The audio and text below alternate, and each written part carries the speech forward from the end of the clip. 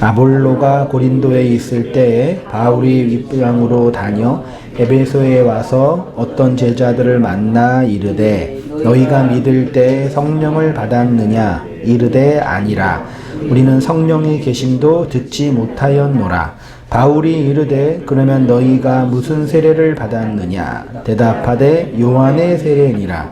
바울이 이르되 요한이 회개의 세례를 베풀며 백성에게 말하되 내 뒤에 오시는 이를 믿으라 하였으니 이는 곧 예수라 하거늘 그들이 듣고 주 예수의 이름으로 세례를 받으니 바울이 그들에게 안수하매 성령이 그들에게 임하심으로 방언도 하고 예언도 하니 모두 12사람쯤 되니라. 바울이 회당에 들어가 석 달 동안 담대히 하나님 나라에 관하여 강론하며 권면하되 어떤 사람들은 마음이 굳어 순종하지 않고 무리 앞에서 이 도를 비방하거늘 바울이 그들을 떠나 제자들을 따로 세우고 두란노 서원에서 날마다 강론하니라. 2해 동안 이같이 하니 아시아에 사는 자는 유대인이나 헬라인이나 다 주의 말씀을 듣더라. 하나님이 바울의 손으로 놀라운 능력을 행하게 하시니 심지어 사람들이 바울의 몸에서 손수건이나 앞치마를 가져다가 병든 사람에게 얹으면 그 병이 떠나고 악기도 나가더라. 이에 돌아다니며 마술을 행하는 어떤 유대인들이 악기 들린 자들에게 주 예수의 이름을 불러 말하되 내가 바울이 전파하는 예수에 의지하여 너희에게 명하노니 하더라.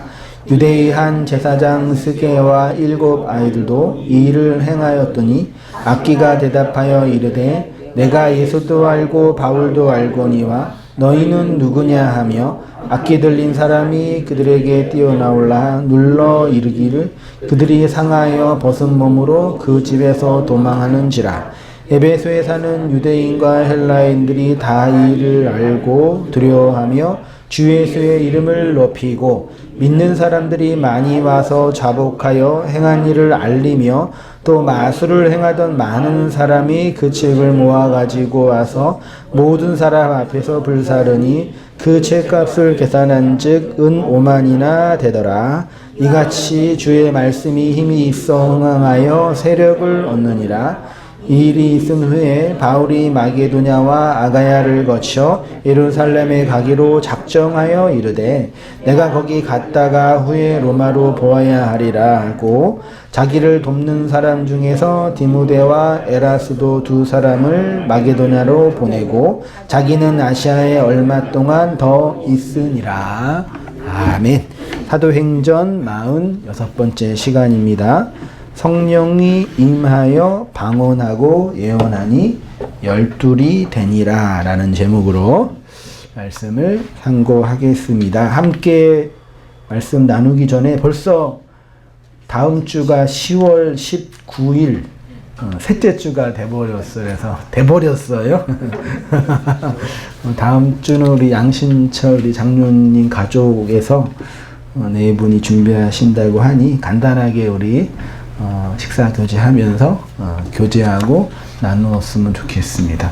처음 얼굴 뵙는 분이 한 분 계시는데, 처음 오셨죠? 손만 한번 이렇게 들어. 박수 한번. 혹시 어디서? 노원에서 가까운 데서 사셨네요. 예. 말씀 읽고 눈 떠보니까 새로운 분이 와 계시네요. 예, 감사하고 반갑습니다. 예.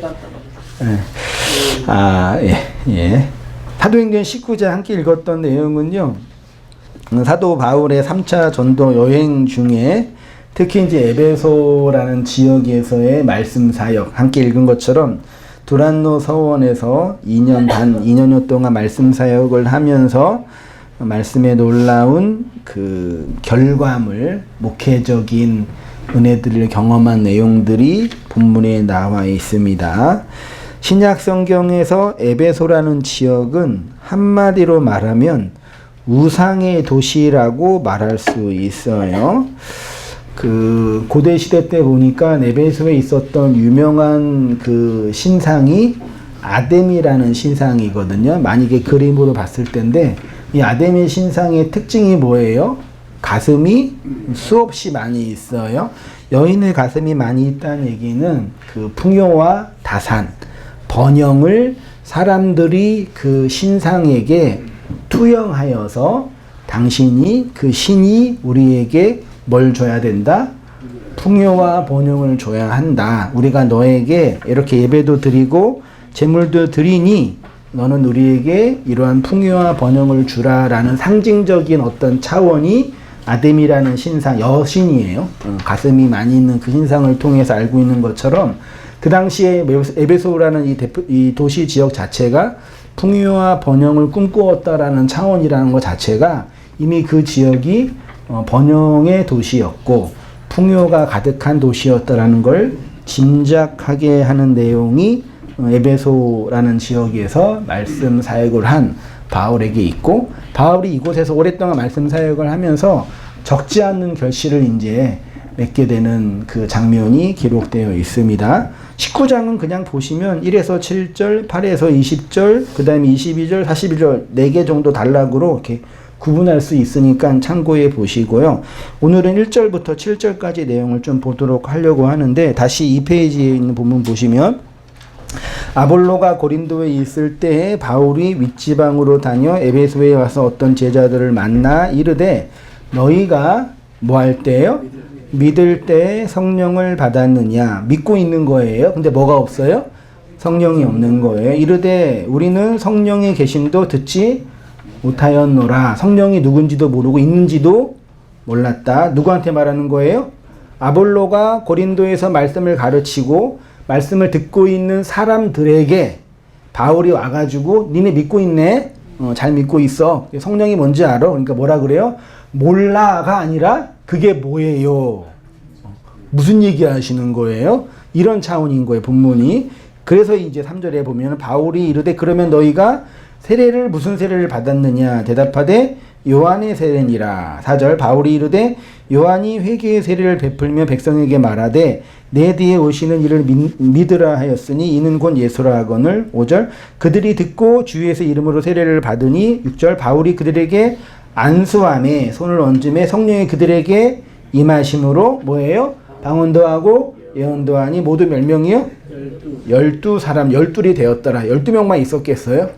아무튼 성경이 표현하고 있습니다. 그러니까 1절에서 7절에서 이제 바울의 그 초기 에베소 지역에서 말씀 사역을 하고 있는 장면인데 본문이 말하고 있는 것처럼 믿고 있어요. 피스티오 믿고 있는데 성령을 받았느냐고 물으니까 그게 뭔지도 모른다라고 이제 표현하고 있는 거죠. 여기 본문에서 알 수 있는 것처럼 흔히 이제 세례는 물 세례와 성령 세례, 불 세례가 있죠.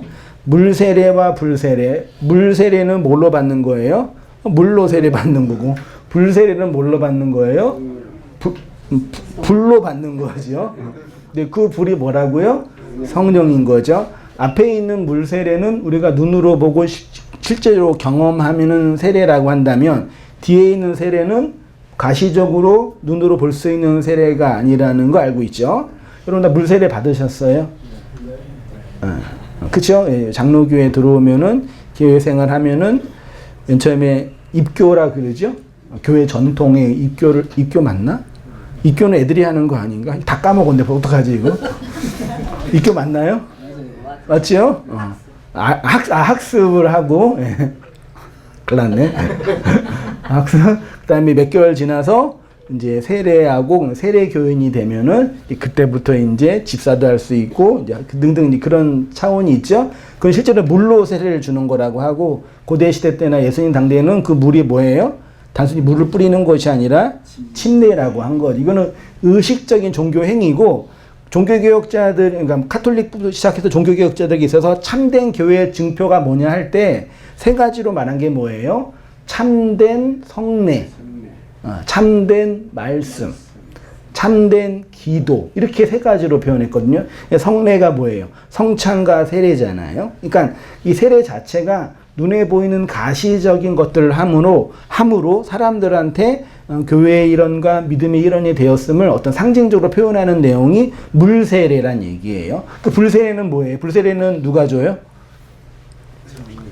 이거는 상징적으로 눈에 보이게 할 수 있어요, 없어요? 있어요, 없어요? 요즘에 할 수 있는 사람이 있다고 해서 좀 문제가 되긴 되는데, 요거는 이제 보이지 않는 내용의 세례라는 얘기죠. 그러니까 물 세례가 따로 있고 불 세례가 따로 있다라고 말할 수 있지만, 의미적으로 볼 때는 물 세례가 갖고 있는 내용이 무슨 세례예요? 불 세례고, 그 불 세례가 눈에 보이도록 가시적으로 설명한 것이 소위 말해 물 세례라는 차원으로 설명할 수가 있는 거예요. 근데 바울이 이렇게 이제 요한의 세례랑 성령 세례를 구분하면서 말하면서 이런 얘기를 이제 한 거예요. 제가 그런 질문을 했습니다. 요한의 세례와 성령 세례의 다른 점은 무엇일까요? 쉽게 말해서 구원을 얻기 위해서는 무슨 세례를 받아야 하는 것일까요? 온땅교회 유튜브 구독자께서 저의 설교를 듣고 이런 질문을 댓글에 다셨어요. 읽어보셨죠? 좋은 내용이요, 나쁜 내용이요?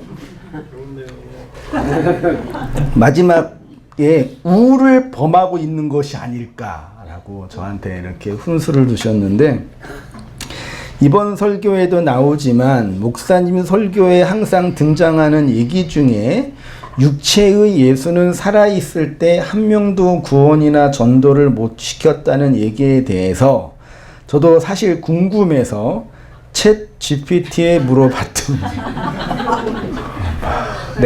제가 개척을 하고 누구랑 싸우는지 개척을 처음 하고 누구랑 싸우는지 알아요? 한국교회 율법주의와 기복주의 목사들과 싸웠거든요. 요즘에 누구랑 싸워야 돼요? 인공지능이랑 싸워야 돼. 이제 큰일 났어. 어떡하죠? 사람이랑 싸울 때는 할만했는데 인공지능은 데이터가 저보다 더 많이 있을 거라 구독도 안 하면 구독을 해야 되겠는지 걱정이, 돈 아까워서 안 했는데 그 이세돌도 인공지능이랑 싸워가지고 겨우 한 판 이겼잖아요. 전 어떻게 하죠? 이제 챗 GPT랑 싸워야 되는데 이길 수 있을까요, 제가? 아무튼 대단하신 분이신 것 같아요. 저 목사님의 설교가 맞았는지 틀렸는지 보통 물어볼 때 누구한테 물어봐요? 자기가 다니는 교회 목사님이나 어떤 분한테 물어보는데 이제 누구한테 물어봐요? 야, 이게 앞으로 한 5년만 더 지나면 이제 여기에 이제 챗 GPT가 설교할 것 같기도 해요. 이제는 큰일 났어요. 이제 이 경쟁 상대가 이제 달라졌어요. 이제 큰일 났어요. 아무튼 물어봤는데 그 챗 GPT가 그랬대요. 세리였던 삭개오 등등의 예를 들어서 예수가 살아있을 때 구원시켰던 자들이 아니냐고 반문하더군요. 대단하십니다. 진짜. 듣고 보니 맞는지 얘기던데, 그렇다면 육체 상태의 예수가 구원이나 전도를 한 명도 못 시켰다는 얘기는 틀렸다는 얘기죠. 당신 설교를 들어보니 챗 GPT에 물어보니까 너 틀렸어. 누가 맞는 것 같아요?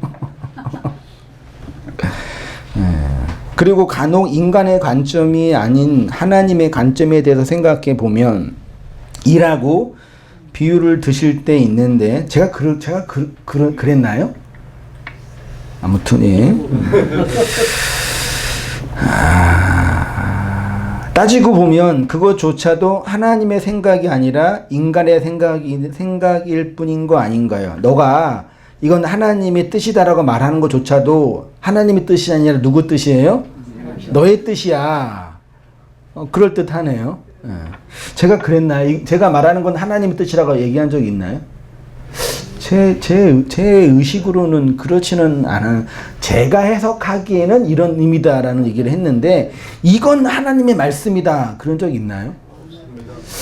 아무튼 그렇습니다. 이게 본문을 봐야 되는데 어쩌면 그건 목사 자신의 생각일 뿐이면서 하나님의 관점은 이럴 것이야라고 넘겨짚는 우를 범하고 있는 것이 아닐까, 이런 댓글을 쓰셨어요.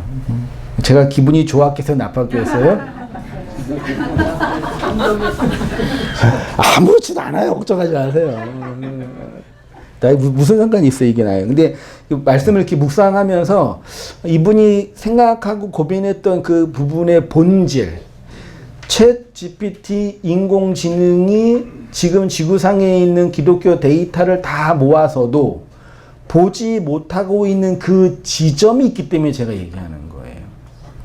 그렇죠? 데이터가 많이 있는 거랑 진리를 아는 거랑은 이건 다른 영역이에요. 물론 데이터가 많이 있어서 비교 분석해서 설명하면 좋겠지만 이게 다른 얘기. 어떤 우리 장로님이 한승희 목사 설교에 대해서 챗 GPT한테 물어보니까 그렇게 답했다 그러더라고요. 이거는 복음의 신비한 진리를 전하는 목사라고. 누가 말이 맞는지 모르겠는데 나도 한번 물어봐야 되겠어요. 아무튼 힘든 세상이야. 이제 큰일 났어. 이 구독자님의 질문은 두 가지 정도예요. 첫째는 육체 예수님은 한 사람도 구원시키지 못했다고 말하는데 인공지능은 그건 틀렸다라고 답했다. 둘째는 당신은 하나님의 관점에서 말한다고 하는데 그 말은 하나님의 관점이 아니라 네 생각이다. 이런 차원의 두 가지 질문인 거예요. 괜찮은 질문입니다. 두 번째는 뭐 필요 없고 첫 번째를 생각해 볼 때 이렇게 한번 질문해 볼게요. 우리가 기독교 기본적인 이 기독교 명제에 우리가 어떻게 구원받아요? 이렇게 질문을 하면은 쉽게 쉬운 명제로 아주 모든 기독교 복음주의에서 말하는 기본적인 명제가 뭐예요? 어떻게 구원받아요? 예수를 뭐해야? 믿어야. 아니 받아야. 믿어야. 너야 구원받는다. 그렇죠. 이게 아주 단순하지만 되게 중요한 문장이죠. 그렇죠. 그럼 이 예수의 그런 질문했어요. 이게 예수의 예수와가 히브리어잖아요. 라고 써도 돼요, 안 돼요? 예수와를 믿으면 구원받는다. 돼요, 안 돼요? 네. 되지요. 그러면 예수 대신 하나님을 믿어야 구원받는다. 돼요, 안 돼요? 되나요? 그럼 하나님 대신에 하느님 돼요, 안 돼요? 천주교에서 하느님이죠. 돼요, 안 돼요? 요즘 기분이 좀 안 좋으세요? 요건 좀 네요. 그러면 천부교도 있어요. 천부를 믿어야 구원받는다. 돼요, 안 돼요? 아니 천부가 하나님이에요. 하늘 아버지잖아요. 그 천부를 믿어야 구원받는다. 돼요, 안 돼요? 되죠. 그러면 예? 참 어머니를 믿어야 구원받는다. 돼요, 안 돼요? 그건 안 돼요? 그럼 참 아버지를 믿어야 돼요, 안 돼요? 그건 안 돼요? 그냥 참 아버지를 믿어야 구원받는 건 안 되고 천부를 믿어야 구원받는 건 된다라는 거 근거는 뭐예요? 그 단어가 갖고 있는 의미가 다르잖아요. 그치요? 그러니까 이거 제가 예수와 엘로힘, 여호와, 야해, 하나님, 하느님은 이 단어들은 인간의 언어고 이 단어가 담고 있는 내용이 있잖아요. 이게 중요해요, 이게 중요해요. 이게 중요하죠. 그 내용이 뭔지 알아야 구원받는 거지. 요거를 달달 외워서 한글로, 영어로, 히브리어로 읽는다고 구원받는 건 아니잖아요. 그러니까 이 문장은 맞는데 이 문장을 딱 보고 나서 이 문장을 암기하고 읽어야 되지만 이 예수가 뭘 의미하는지를 알지 못하면 내용이 뭔지 못하면 나는 예수라고 말했는데 저기 어디에 있는 분들은 그 예수를 참 어머님이라고 받아들인단 말이에요. 나는 예수를 말했는데 저기 있는 어떤 분들은 이 내용의 예수가 아니라 다른 예수를 받아들인단 말이죠. 구원에 대해서 얘기했는데 이분은 다른 걸 설명한단 말이에요. 이게 언어가 갖고 있는 아주 중요한 약점이라 그럴까요? 똑같은 말을 하는데 그 말을 서로 못 알아먹는 거죠. 그런 차원으로 본문을 본다면, 내용을 본다면 다른 거예요. 전 인류적으로 모든 기독교 보편 교리에서 예수를 믿어야 구원받잖아요. 그럼 아브라함 구원 받았어요? 못 받았어요? 받았지요. 그럼 구원을 받았다는 얘기는 예수를 믿었겠네요. 그럼 아브라함이 믿었던 그 예수는 어떤 예수예요? 아브라함이 예수 봤어요? 못 봤어요? 육체 예수 봤어요? 못 봤어요? 어떻게 구원받아요? 이 내용이 그에게 주어졌으니까요. 그래서 이걸 구속사적으로 구약의 사람들은 앞으로 올 예수를 믿음으로 바라보고 구원받았다라고 설명을 하고, 신약은 어떻게 해요? 온 예수를 바라보고 구원받았다고 표현을 해요. 틀린 표현은 아니에요. 근데 겉으로 드러난 그 예수를 내용으로 알아먹게 하는 그분이 누구예요? 그걸 영이라고 하는 거예요. 성령은 이제 나중에 하기오스 푸뉴마니까 형사를 넣은 거고, 원래는 그냥 푸뉴마로만 해야 되는데 관용적인 표현으로 그냥 성령이라고 하니까 이해하시죠? 그 성령이 이 예수의 내용이 그 내용이라고 알아먹게 할 때 우리가 구원받는 거죠. 그렇죠? 그래서 육체 예수는 구원을 못 시킨다고 제가 얘기를 한 거예요. 이해되시나요? 챗 GPT가 이걸 알아요, 몰라요? 걔는 몰라요. 챗 GPT에 물어보면은 데이터는 이해할 수 있는데 그 안에 있는 내용은, 이건 인간의 직관, 인간의 감성, 인간의 경험으로만 알 수 있는 차원이라는 얘기예요. 이걸 모르니까 이걸 제가 댓글로 어떻게 설명해요? 그냥 조용히 있어야지. 나중에 기회 될 때 차근차근 설명하고. 그러니까 제가 말씀 나왔으니까, 제가 그 추석 지나고 나서 처음 개척했을 때는 이제 자유로운 몸이고, 이제 이 직장 생활도 안 했으니까 이렇게 편안하게 말씀 전하고, 주중에는 성경 공부하고, 이렇게 소위 말해 그 풀타임으로 전인 사역으로 말씀 사역을 했는데, 이제 지금은 일도 하고 또 생업을 위해서 애들을 위해서 돈을 벌어야 되니까 직장 생활을 해서 주일날 뿐이 설교를 전하지 못하고 있는 상황이 몇 년 동안 지속이 됐거든요. 근데 추석 지나면서 그래도 내가 시간이 없기 때문에 말씀을 나누는 거는, 못 나누는 것은 좀 아쉽다는 생각이 들었는데, 집사람이 그러면 실시간으로 말씀을 나눠보라 한번 이렇게 아이디어를 줘가지고 시간이 될 때 말씀을 전했는데, 한번 시험 삼아서 출근하기 직전에 차에서, 차라는 폰이 되게 좋아요. 그래서 이 말씀 이렇게 나눴던 거 묵상하고 이게 실시간을 했는데, 의외로 이렇게 저도 기분이 좋고, 또 말씀을 듣는 분들도 또 일단 겉으로 볼 때는 조회수가 좀 잘 올라가요. 다른 설교에 비해서. 그래서 시간이 되면 뭐 맨날 새벽 예배도 드리고 다 그렇게 하는데, 말씀 제가 콘텐츠야 저야 많이 있으니까 말씀 가지고 묵상하고 나눴던 것 좀 자유스럽게 시간 될 때 말씀을 실시간으로 할까, 오전에 그런 생각이 드니까요. 여러분 혹시 출퇴근 시간에 지하철에서 보시면은 좋아요 눌러주시고, 목사님 안녕하세요 인사도 해주고, 반갑습니다 인사도 해주고, 시간이 안 되면 밤에 좋아요 눌러주시고, 감사합니다 눌러주시고, 이렇게 댓글도 달아주시고 호응도 해주시면, 요즘은 목회자가 챗 GPT랑 싸워야 되고 유튜브의 알고리즘과 싸워야 되고 미치겠어요. 그런 세상이 돼버렸어요. 그래서 이제 좋아요도 많이 누르고 그러면 많이 이렇게 이렇게 알고리즘에 이렇게 전도 홍보가 돼가지고, 그러니까 누구 설교 나오면은 밑에 제 설교 나오잖아요. 그런 식으로 여러분 다 들으셨잖아요. 그렇게 해서 교회 홍보도 되고 또 전도도 되니까, 저도 개인들 말씀도 묵상하고 또 이렇게 질문하면서 간단하게 소통도 되니까 일단 나쁘지는 않게 생각이 들어가지고, 에너지를 많이 소비하지 않으면서도 말씀대로 할 수 있는 거니까, 우리 성도님들도 물론 만나서 말씀 묵상이 제일 좋은데, 그런 건 이제 주일날도 하고 있는 거니까요. 그렇게 해서 적극적으로 우리 성도님, 예배 참석하시는 성도님들은 안 해도 되시는데 해 주시면 좋겠다 생각이 들어서 말씀 나눌 때 한번 생각해 봤습니다. 아무튼 이문은 그걸 이제 몰랐던 거죠. 그 얘기를 이제 쭉 썼습니다.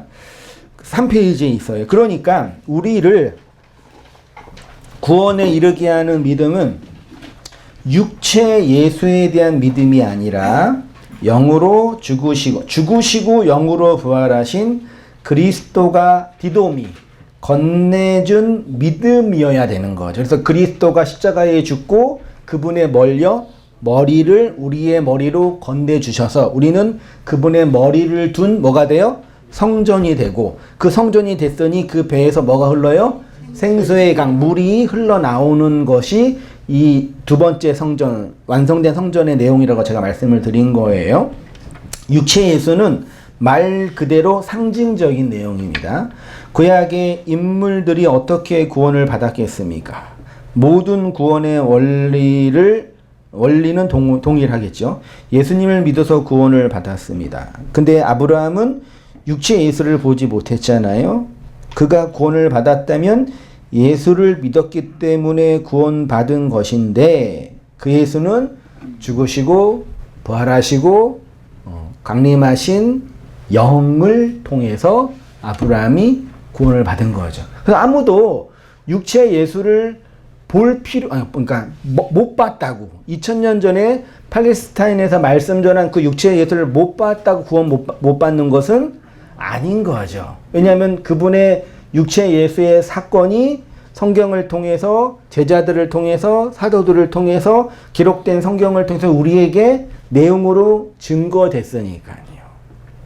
그래서 그 말씀을 증거하면 성령이 임하여 그 내용이 우리에게 주어져서 구원받는다라고 표현하는 것입니다. 이러한 구속사적인 과정을 다른 말로 표현하면 오늘 본문이 말하고 있는 것처럼 요한의 세례 혹은 요한의 회개라고 말할 수가 있겠어요.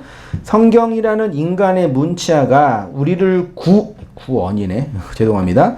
구원에 이르게 하는 것이 아니라 우리 마음에 임하는 영이 우리를 구원에 이르게 하는 거죠. 그래서 요한의 세례를 물세례라고 하고 성령의 세례를 불세례라고 합니다. 앞에 있는 세례는 눈에 보이는 세례고 뒤에 보이는 세례는 내용을 설명하는 세례라고 하는 거죠. 2절, 3절 보세요. 이르되 너희가 믿을 때 성령을 받았느냐? 이르되 아니라 우리는 성령의 계심도 듣지 못하였노라.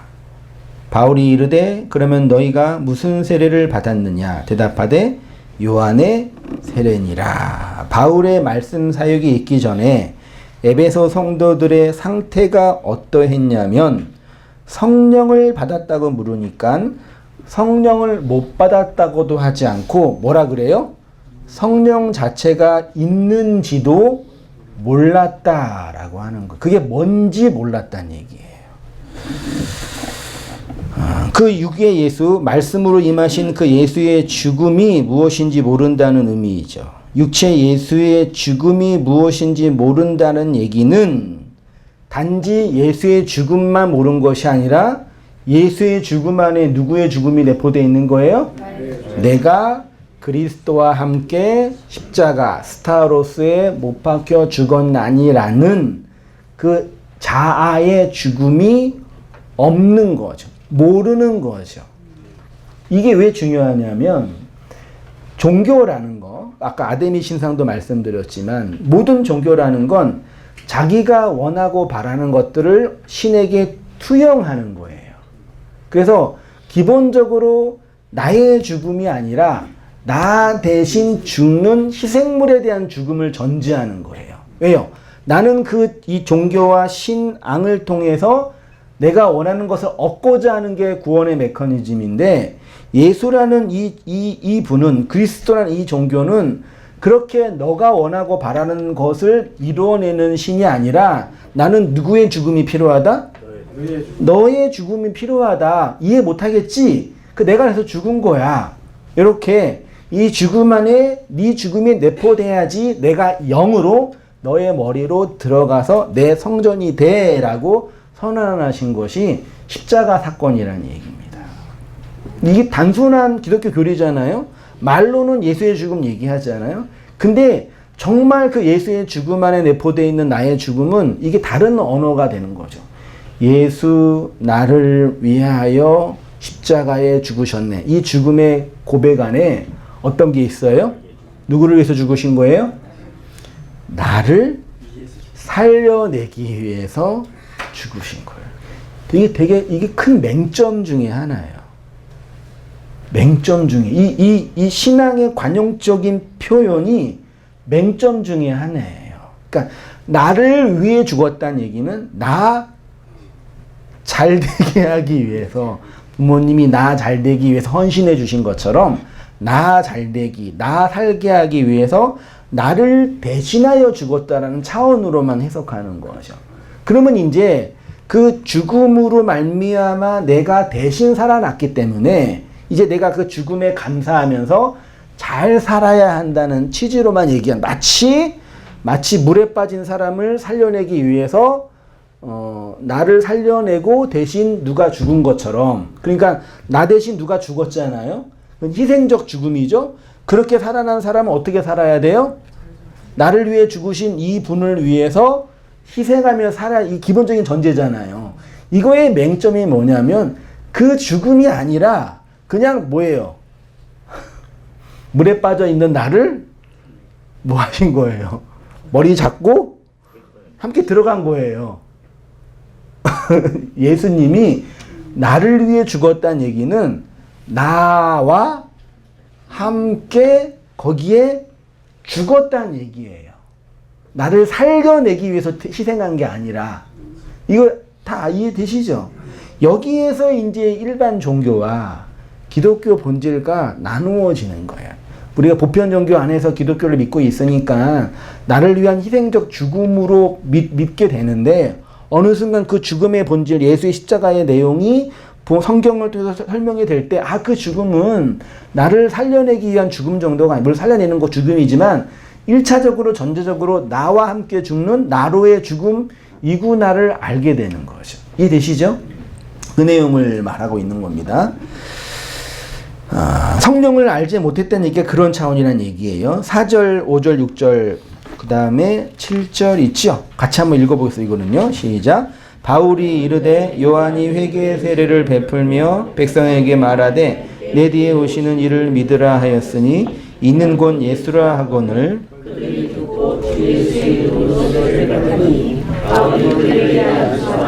성령이 그들에게 임하심으로 방언도 하고 예언도 하니 모두 12사람쯤 되니라. 바울이 제가 그러니까 바울 사도가 놀라운 게 손을 얹으니까 뭐가 임해요?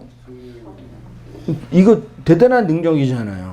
그러니까 손만 얹으면 성령이 임해서 사람이 막 변하는 거예요. 그러니까 이걸 오늘날 문자 그대로 이해해서 목사가 이렇게 안수를 하면은 성령이 임하고, 심지어 뭐 영상을 보니까 안수를 하면은 그냥 쓰러지고 막 넘어지고 개거품 무시기도 하시고 펑펑 울기도 하시고, 정말 저는 부러워요.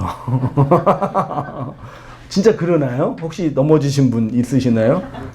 저도 그런 집에 청년 때 참석했었거든요. 찬양하고 있는데 안수하니까 다 쓰러져, 옆에서. 진짜요. 쓰러져, 진짜. 그래서 나한테 온다 그러는데 난 안 쓰러지는 거예요. 진짜 그랬어요. 내가 왜 이러지? 내가 죄가 많나? 진짜 한동안 그것 때문에 되게 힘들어했어요. 주위에서는 너 안 쓰러졌냐?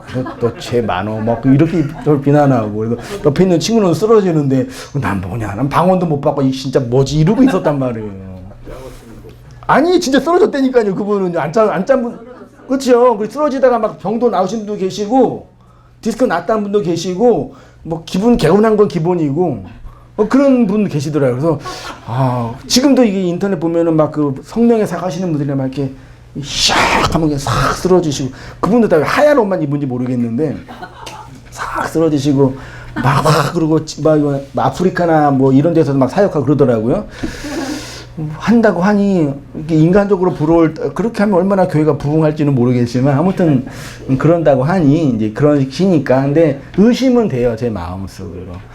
성령은 그렇게 우리가 눈에 보이는 가시적인 것으로 나타날까라는 의심은 되는데, 이 현상 자체를 제가 뭐라고 이렇게 나쁘다고 하진 않겠는데, 그렇게 되면 이제 어떤 이제 문제가 되냐면, 이제 말씀 자체나 진리 자체나 복음 자체에 대한 어떤 접근이 점점 멀어지게 돼요. 신앙을 그런 기복적인 관점이나 미신적인 관점으로. 그러니까 굳이 설명을 하자면 육체 예수, 눈에 보이는 예수, 경험되는 그 예수에 몰입하는 그런 현상이 아닐까라는 그런 질문 정도만 하면서 이제 마치게 되는데, 그렇게 해서 병도 낫고 여러 가지 어려움 데서 이겨내고 중독이나 이런 아픔에서 상처에서 이겨나고 그랬다는 분들이 있다고 하니 뭐 그렇게 하는데 근데 그렇게 나은 분 나중에 또 허리 또 어떻게 돼요? 또 다치시죠? 예. 또 나중에 또 우울한 분도 우울해지시죠? 그렇죠. 그런 건 있더라고요. 그러니까 아무튼 뭐 그렇게 그 정도까지. 근데 그거를 증명을 내고 설명하는 본문은 아니다.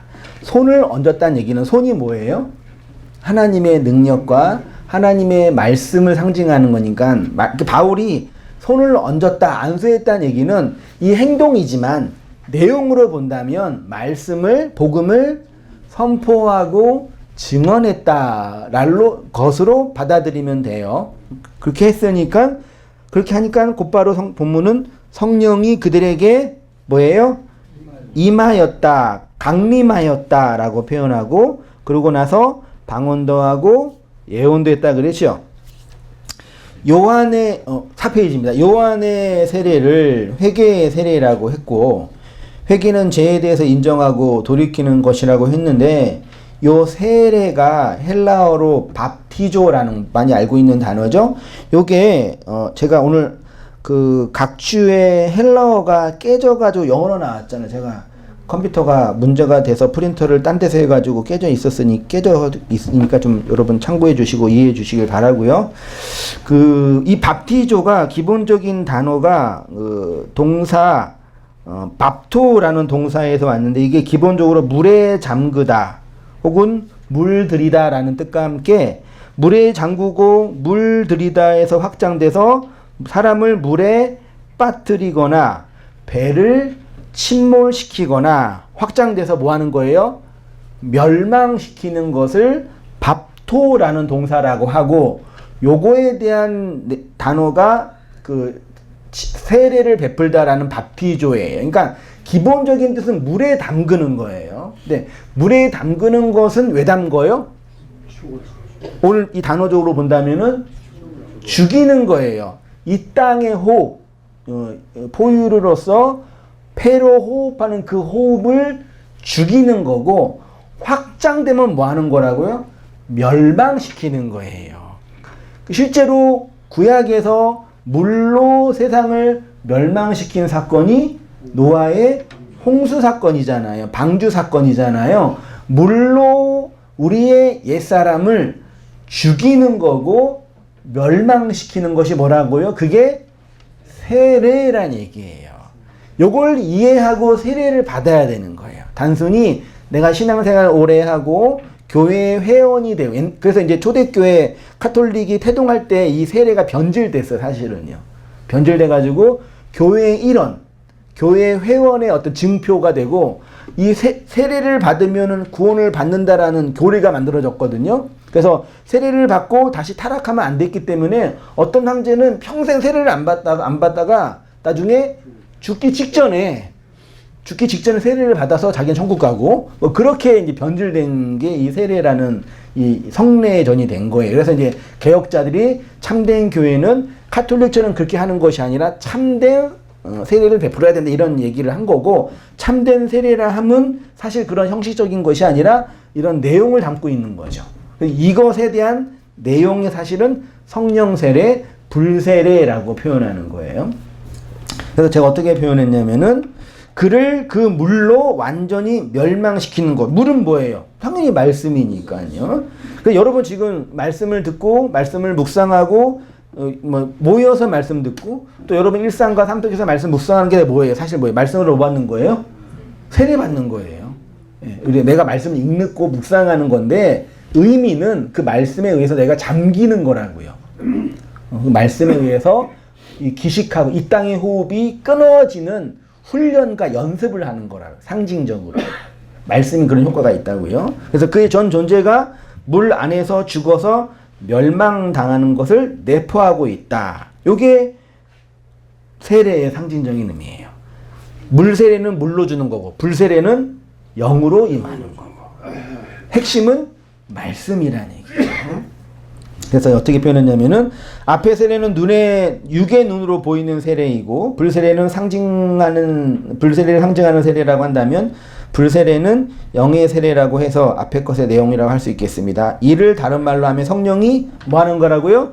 임하는 거. 임하다가 헬라어로 파루지아라고 그랬잖아요. 강림하는 거라고요. 그래서 성령이 임하면 나타나는 우리의 현상이 뭐예요? 방언하고 예언하는 거. 방언을 한마디로 뭐예요? 방언은 뭐예요? 원래 방언이라는 글로사라는 단어 자체가 혀거든요. 혀의 명사로. 동사로는 혀로 뭐예요? 말. 그러니까 방언의 기본적인 뜻은 뭐예요? 말하는 거예요. 우리가 샬라샬라나 뭐 이렇게 이상한 그런 이해할 수 없는 언어나 혹은 포린 랭귀지, 외국어 차원은 그 다음 개념이고 기본적인 뜻은 뭐 하는 거라고요? 말. 그러면 그전에는 말했어요? 못 했어요? 말을 못했다고요. 어떤 말을 못했어요? 영의 말, 진리의 말을 못하고 내 말을 했다고요. 근데 그렇게 죽어서 영이 임하면 누구의 말을 한다고요? 영의 말, 진리의 말을 하는 차원으로 설명되게 뭐라고요? 그게 방언이라. 그래서 사도행전 2장에서 성령이 임하자마자 나타나는 현상이 뭐예요? 사도들이 하늘에서 불의 혀처럼 임하니까 뭐 했다고요? 방언했다 그랬잖아요. 그러니까 1차적으로 어떤 신비한 능력, 신비한 언어로 이해하지 마시고 그냥 기본적으로 뭐 하는 거라고요?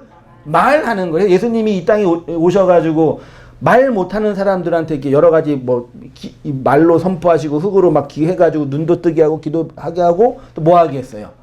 말하게 했잖아요. 혀가 풀렸다 그랬잖아요. 그러면 말한데 왜 말을 못해요? 말 못하는 장애인을 농아라 그러나요? 벙어리도 장애인 비하하는 표현이죠. 아무튼 성경의 표현이니까 왜 벙어리가 돼요? 왜 말을 못해요? 혀가 잘리면 못하지만 그건 기술적인 기능적인 문제고 기본적으로 뭐예요? 듣지 못하면 말하지. 그래서 못 듣는 분이 말을 못한다 그러잖아요. 그러니까 말했다는 얘기는 뭐 했다는 얘기예요? 들렸다는 얘기란 말이에요. 그걸 말하는 거란 말이에요. 그러니까 어떤 신비한 능력이나 종교적인 체험은 다음 차원이고 사실 필요 없는 거 있으면 뭐 좋을지 그게 중요한 게 아니고 성경이 정말 말하고 싶은 거는 이제 비로소 성령이 강림해가지고 뭐 했다는 얘기예요? 들렸다는 얘기란 말이에요. 그게 들리면 어느 순간 뭐 한다고요? 말한다고 그래서 성경에서 뭐 입이 열리고 혀가 풀리고 그런 표현이 뭐 하는 표현이라고요? 말하는 거라고. 이 말을 신약 성경에서는 뭐 한다 그래요? 고백한다, 시인한다. 그래서 어디신가? 요한 1서나 2서를 보면은 예수를 마음으로 로마서인가? 마음으로 믿어 입으로 로마서도 요한 1서도 있는데 입으로 시인한다는 얘기가 들렸던 말을 방언으로 뭐예요? 말한다라는 차원으로 말하는 거예요. 그게 뭐라고요? 그게 방언이에요. 그래서 어떤 의미에서는 신비한 언어죠. 신령한 언어예요.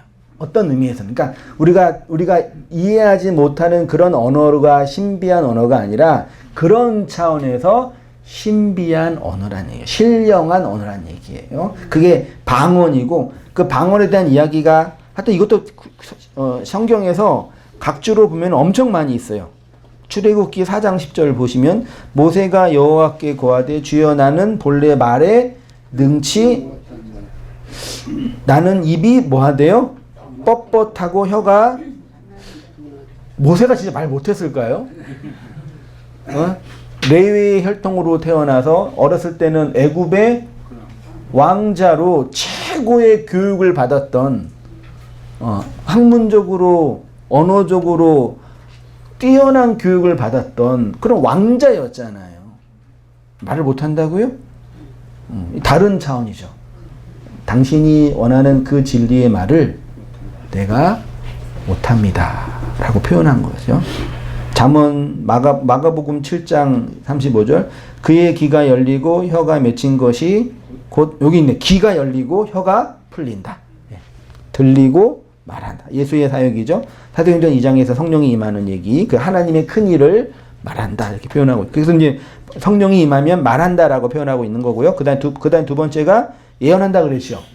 요 예언 계시록 1장 1절부터 많이 있는 3절까지 있는 본문 제가 각주로 달았는데 관주로 달아내 읽어볼게요. 같이요. 시작. 예수 그리스도의 계시라 이는 하나님이 그에게 주사 반드시 속히 일어날 일들을 보이시려고 그의 천사를 그 종 요한에게 보내어 알게 하신 것이라. 요한은 하나님의 말씀과 예수 그리스도의 증거 곧 자기가 본 것을 다 증언하였으니라.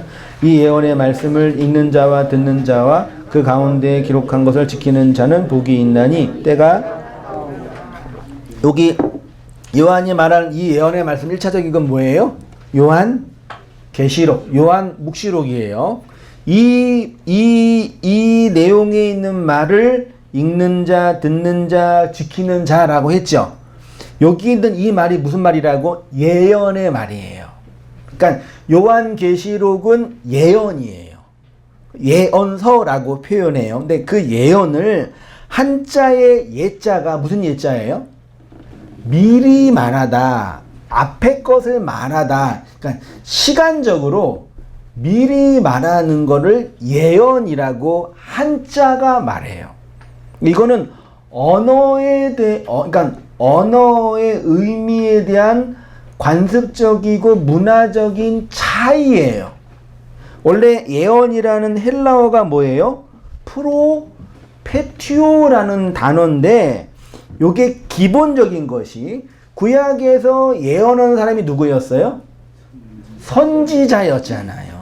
선지자의 말을 하다가 프로페티오예요. 그러면 구약에 있는 선지자를 예언자라고 할 때 그 예언은 한자로 미리 말하는 건데 선지자들이 시간적으로 미리 말한 적이 있어요, 없어요? 있기는 있지요. 너희가 이렇게 죄를 계속 범하면은 바벨론이나 아수르에서 멸망당할 거야 라고 미리 말했잖아요.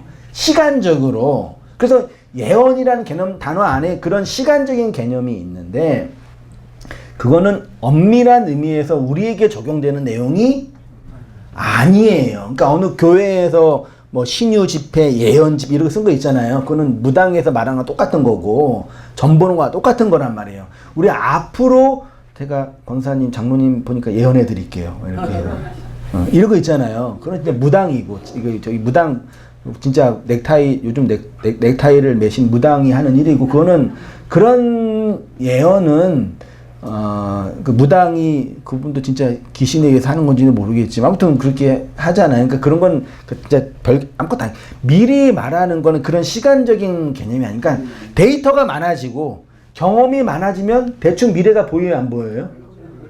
저의 미래가 여러분 보이세요, 안 보이세요? 대충 보여요, 안 보여요? 안 보이세요? 깜깜해요? 어두워요? 저도 깜깜해요, 지금 눈물로서.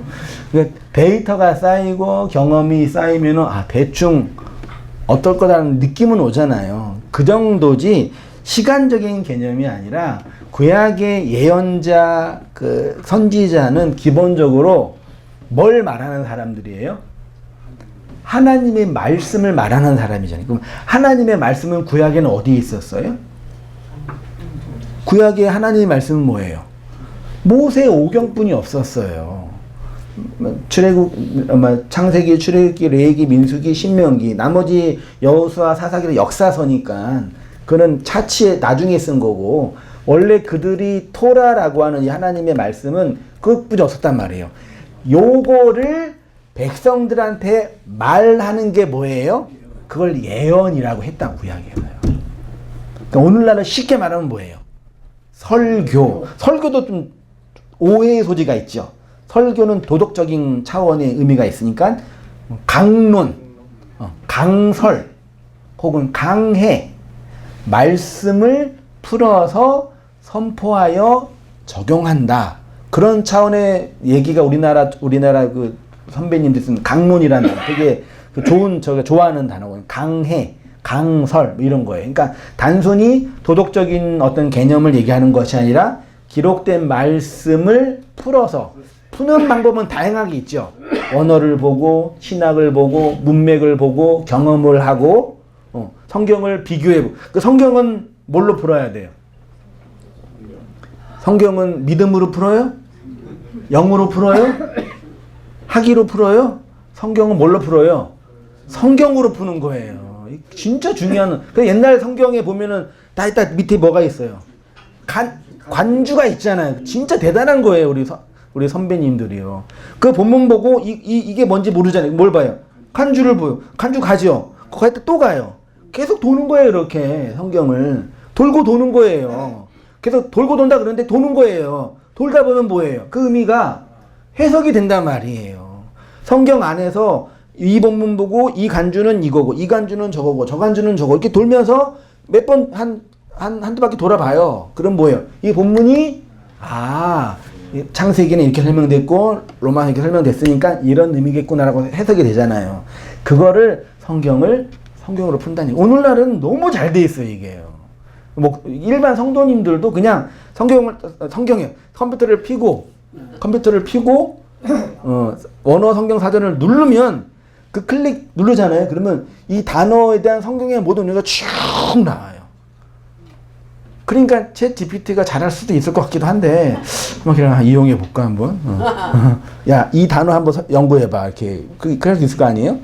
아무튼 그게 쭉 나와요. 그걸 성경을 다 풀어서 성경의 의미를 다 읽어보면서 이런 의미겠구나. 원어까지 있죠. 원어 연구할 수 있죠.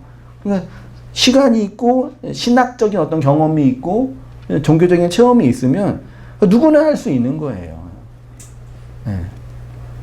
다 할 수 있는 건데 이제 여러분이 다 하면 내가 할 일이 없으니까 하지 마시고 저만 할게요. 농담입니다. 그렇게 성경을 푸는 걸 그걸 뭐라 그런다고요? 예언.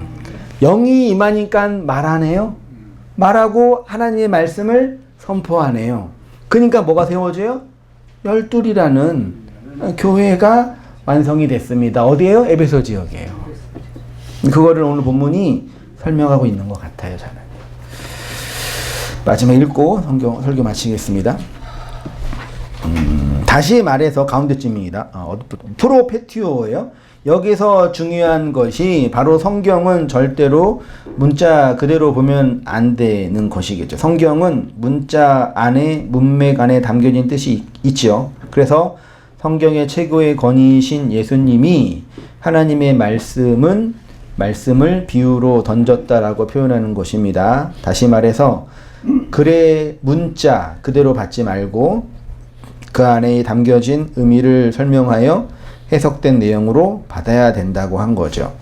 구약의 선지자들이 선지자 사역, 예언 사역을 했는데 그들의 사역의 핵심이 이렇게 계시된 말씀을 선포하고 풀어서 가르치는 것이었고 그 일들을 위해서 여러 가지 종교적인 체험, 신비적인 체험 이런 것들이 가미된 거죠.